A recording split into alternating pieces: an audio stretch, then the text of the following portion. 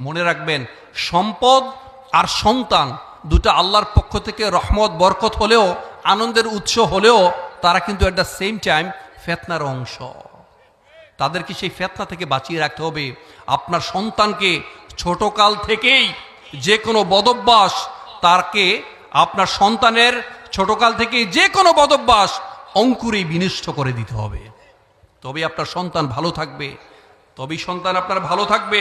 তাই মনে রাখবেন, আপনার সন্তানটাকে সবসময় ইতিবাচক রাখবেন, তাদের জন্য দোয়া করবেন, তারা যেন সময়টাকে কাজে লাগায়। তাদের যে মূল দায়িত্ব, তাদের যে অ্যাসাইন ডিউটি, তাদের এই মুহূর্তে দরকার হচ্ছে ভালো করে পড়াশোনা করা, অথবা কেউ যদি কাজে থাকেন কাজটা যথাযথভাবে পালন করা। নিজের উপর যে অর্পিত দায়িত্ব, এই দায়িত্বকে যদি আপনারা যথাযথ পালন করাতে পারেন, তবেই এটা হবে স্বদেশ প্রেম। তবে এটা হবে কি? স্বদেশ প্রেম।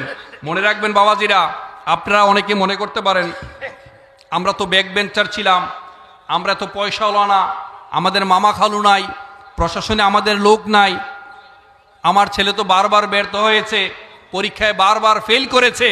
আমি ইয়াং তরুণরা, ইয়াং স্টারেরা, জেনারেশন জুমাররা, ইতিহাসীদের দিকে লক্ষ্য করে তাকাও, ইতিহাসের দিকে লক্ষ্য করে দেখো, পৃথিবীতে যারাই সফল হয়েছে তাদের পারিবারিক পরিচয় ওই রকম।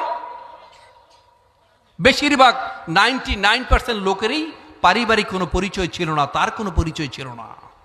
যারা একেবারে ডেস্টিটিউট পরিবার থেকে এসেছে অথবা নিডি পরিবার থেকে এসেছে, কিন্তু স্টিকিওতে লেগেছিল, পরিশ্রম করেছিল, রক্তকে ঘাম হয়ে ঝরিয়েছে, তবেই সেই নোনা পানিতে উৎপন্ন হয়েছে সাফল্যের বীজ।